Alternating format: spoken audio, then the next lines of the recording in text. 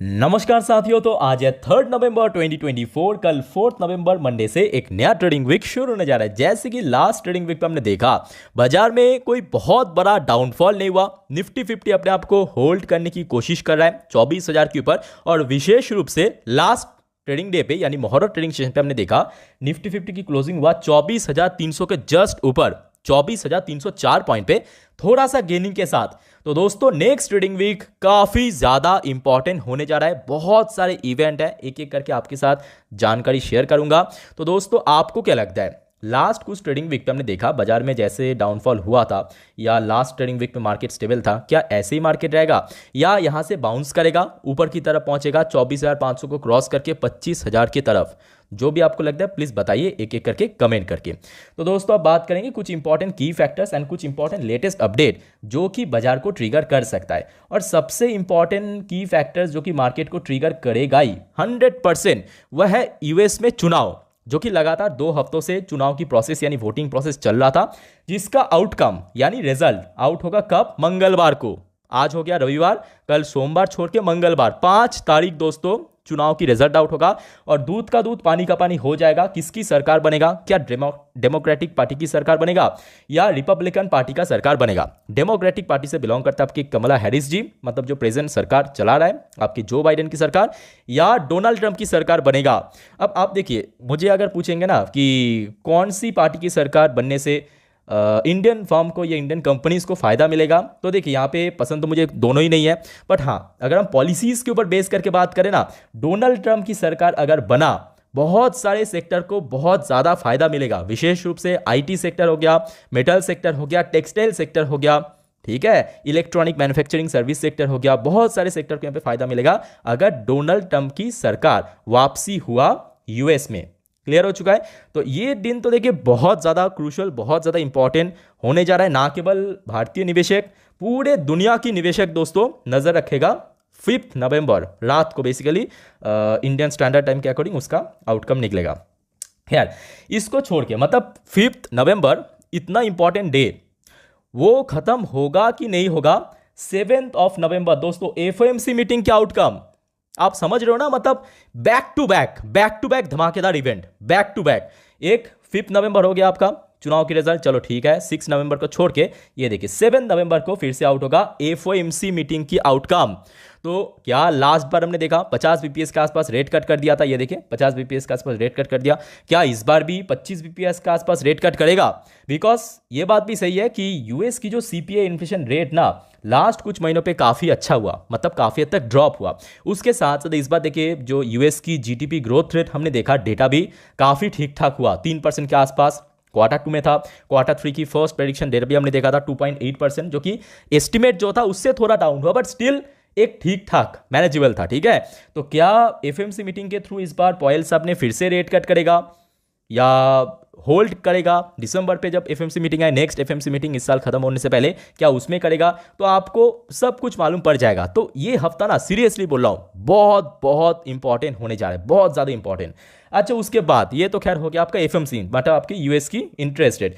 अब 7 नवंबर को ना एक और बड़े bank BOE, bank of England, मतलब यूके की जो बैंक है ना, बैंक ऑफ इंग्लैंड, वहां का जो सेंट्रल बैंक है, उसका भी इंटरेस्ट रेट मतलब पॉलिसी मीटिंग का आउटकम निकलेगा आपकी सेम 7 नवंबर के दिन। तो आप समझ रहे हो कि कितना ज़्यादा इंपॉर्टेंट हो सकता है, मतलब नेक्स्ट ट्रेडिंग पे सीरियसली बोल रहा हूँ, मतलब कुछ भी हो सकता है, कुछ भी हो सकता है। तो यहाँ पे आप देख सकते हो और भी बहुत सारे इवेंट है, मैं आपको थोड़ा पढ़ के सुनाता हूँ धीरे धीरे करके, आप समझ जाइए। Apart from this key event there will also be focus several major US, बहुत सारे डेटा आउट होगा, जैसे कि आपका इन्फ्लेशन, अक्टूबर को इन्फ्लेशन रेट, आप समझ रहे हो ना, अक्टूबर की इन्फ्लेशन रेट आउट होगा, पीपीआई डेटा आउट होगा, ठीक है। उसके साथ देखिए जो पीएमआई फ्लैश नंबर आउट होगा अक्टूबर का, यूरोपियन जोन पे, यूएस में, चाइना पे, जापान पे, यूके में। तो ये सारे जो इंपॉर्टेंट ग्लोबल इकोनॉमिकल डेटा भी आउट होगा, जो कि भारतीय बाजार को डेफिनेटली ट्रिगर करेगा। अब उसके साथ साथ देखिए ज़्यादातर कंपनी की रिजल्ट तो हमने देखा अक्टूबर महीने पे आउट हो चुका है, सितंबर क्वार्टर की रिजल्ट, बट अभी भी बहुत सारे ढेरों सारे कंपनी के देखे रिजल्ट आउट होना बाकी है, जिनमें बहुत सारे निफ्टी 50 कंपनी, बहुत सारे नॉन निफ्टी 50 कंपनी भी है। फटाफट आप देख लीजिए नाम, जैसे कि देखिए यहाँ पे शुरू हो रहा है आपका SBI, state bank of India, Tata Motors हो गया, डॉक्टर रेड्डीज लैब हो गया, टाइटन हो गया, पावर ग्रिड हो गया, टाटा स्टील हो गया, महिंद्रा एंड महिंद्रा मतलब ऑटो सेक्टर की जो कंपनी, उसके बाद देखिए अपोलो हॉस्पिटल हो गया, ट्रेंड लिमिटेड जो कि कुछ दिन पहले निफ्टी 50 में शामिल हुआ, एशियन पेंट्स हो गया, डिवीज लैबोरेटरीज हो गया। ये सारे दोस्तों जो निफ्टी 50 की पार्ट है, इसका रिजल्ट आउट होगा। इसको छोड़ के ढेरों सारे जो नॉन निफ्टी 50 कंपनी है उसका भी नेक्स्ट ट्रेडिंग वीक पे रिजल्ट आउट होगा। जैसे कि कुछ बड़े कंपनी का नाम है, गेल हो गया, ल्यूपिन हो गया, एबीबी हो गया, ऑयल इंडिया से लेके एलआईसी हो गया, पीबी फिनटेक, अमर राजा बैटरी से लेके आईआरसीटीसी हो गया, एनएचपीसी हो गया, आदित्य बिरला हो गया, मैनकाइंड फार्मा हो गया, ग्रैंड फार्मा हो गया, बर्जर पेंट से लेके बाटा इंडिया, बहुत सारे। आप चाहे तो वीडियो को पॉज करके देख सकते हैं। इवन यहाँ पे कंप्लीट लिस्ट नहीं है, बहुत सारे कंपनी के दोस्तों रिजल्ट आउट होगा। और आप सभी को एक छोटा सा रिक्वेस्ट करूंगा दोस्तों, चैनल को सब्सक्राइब करके जरूर रखिए। जैसे कि मैं आपको हर रोज जितने भी कंपनी की इंपॉर्टेंट कंपनी के रिजल्ट आउट होता है एक वीडियो में पूरा जानकारी डिटेल में दे देता हूँ। ये सारे कंपनी के रिजल्ट जैसे आउट होगा ना, ऑनेस्टली से सब जानकारी आपको मिल जाएगा इसी चैनल के ऊपर। ओके, अच्छा नेक्स्ट अगर हम बात करें, ये तो हमने अभी तक देखा कि यूएस और जो ग्लोबल इकोनॉमिक डेटा, अब इंडिया का भी बहुत सारे इकोनॉमिकल डेटा आउट होगा, डोमेस्टिक इकोनॉमिक डेटा। जैसे कि ये देखिए HSBC manufacturing service PMI data out होगा। कब आउट होगा? 4 नवंबर एंड 6 नवंबर। क्लियर हो चुका है। उसके बाद देखिए जो इस बार हमने देखा था, देखिए पीएमआई डेटा जो ना थोड़ा सा इंक्रीज हुआ था, थोड़ा सा। इसके पहले हमने सितंबर में देखा था 56.5, बट इस बार अक्टूबर पे हमने देखा था ऑलमोस्ट 57.4 के आसपास हुआ था, जो कि अपने आप पे बहुत अच्छी नंबर है। बीच में थोड़ा ड्रॉप हुआ था, फिर से इंक्रीज हो गया। और दूसरा जो इंपॉर्टेंट डेटा देखिए फॉरेक्स रिजर्व की डेटा, जो कि लगातार 4 हफ्तों से ड्रॉप हो रहा है।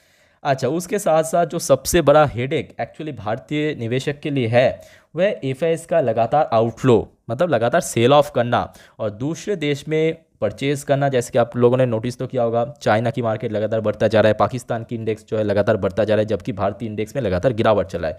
और सीरियसली मैं कह रहा हूँ, मतलब इससे ज़्यादा सेल ऑफ इसके पहले आई थिंक कि कुछ डिकेड पहले हुआ था। आप समझ रहे हो ना, एफआईएस ने सिर्फ अक्टूबर के महीने पे 1,14,000 करोड़ अनबिलीवेबल दोस्तों सेल किया। डीआईएस ने काउंटर करते हुए बाई भी किया, बट वो उतना मैटर नहीं करते। डीआईएस ने बाई किया 1,07,000 करोड़ के आसपास, और सिर्फ लास्ट ट्रेडिंग वीक पे सिर्फ एक हफ्तों के अंदर 14,500 करोड़, 14,416 करोड़ की सेल ऑफ किया। डीआईएस ने इस बार काफ़ी कम बाई किया, 9,787 करोड़। क्योंकि देखिए सामने इतने सारे इवेंट्स हैं, तो आई थिंक कि डीआईएस उसके ऊपर बेस करके जो भी इन्वेस्ट करेगा। ठीक है। अच्छा, बहुत सारे आईपीओ जो है बाजार में लिस्ट होगा, बहुत सारे आईपीओ बाजार में ओपन होगा। यहाँ पे आप देख सकते हो, जिनमें से कुछ पॉपुलर आईपीओ जैसे कि स्विगी का आईपीओ, बड़े आईपीओ लेके आए 11,000 करोड़ के ऊपर, तो ये आईपीओ बाजार में लॉन्च होगा। एनीवे दोस्तों, ये कुछ इंपॉर्टेंट की फैक्टर्स है, फटाफट मैं आपको थोड़ा सा रिमाइंड करा देता हूँ। जैसे कि बहुत सारे आईपीओ बाजार में लिस्ट होगा, ओपन होगा, एफआईएस की लगातार सेल ऑफ चल रहा है। और ये बात एकदम सही है जो कि मैं आपको इसके पहले कहा था ना, एफआईएस का जब तक ना प्रॉपरली बाइंग आपको देखने को मिले भारतीय बाजार में, मार्केट दोस्तों रफली आप मान लीजिए ऐसा ही रहेगा, या तो थोड़ा सा साइडवेज मूवमेंट या तो थोड़ा सा करेक्शन। हाँ, अगर एक आध दिन ऊपर चल भी गया ना, वो सस्टेन नहीं करेगा। ठीक है, तो प्रॉपर ढंग से देखिए एफआईएस का बाइंग होना चाहिए। अच्छा, बहुत सारे यहाँ पे डोमेस्टिक इकोनॉमिकल डेटा आउट होगा, बहुत सारे ढेरों सारे कंपनी की रिजल्ट आउट होगा, जो कि अपडेट मैं आपको इसी चैनल को दे दूंगा। उसको छोड़ के बहुत सारे ग्लोबल इकोनॉमिकल डेटा आउट होगा, जैसे बैंक ऑफ इंग्लैंड की पॉलिसी मीटिंग का आउटकम, इवन उसको छोड़ के और भी बहुत सारे इकोनॉमिकल डेटा। एफएमसी मीटिंग इनमें से कुछ इंपॉर्टेंट है जो कि आउट होगा आपके 7 नवंबर को। इसका भी अपडेट मैं आपको इसी चैनल को दे दूंगा, जैसे कि आपको मैं दे देता हूँ अक्सर। अच्छा, उससे भी सबसे ज़्यादा इंपॉर्टेंट है यूएस की चुनाव। इसके ऊपर एक्चुअली सारे निवेशक की नज़र रहेगा, मतलब दुनिया भर की। ठीक है, इसके ऊपर तो बहुत कुछ आपको डिपेंड करेगा। और खास करके मैं कहूँगा आईटी सेक्टर बहुत इंपॉर्टेंट सेक्टर हो सकता है आपके नेक्स्ट ट्रेडिंग वीक पे।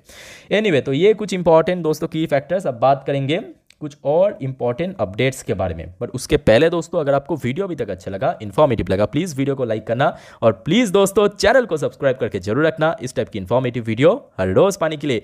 और मुझे फॉलो करके रखना इंस्टाग्राम पे, जिसका लिंक आपको वीडियो के नीचे डिस्क्रिप्शन बॉक्स में मिल जाएगा। बिकॉज इंस्टाग्राम पे मैं आपको स्टेटस के थ्रू इंस्टेंट अपडेट दे देता हूँ जल्द से जल्द। ठीक है।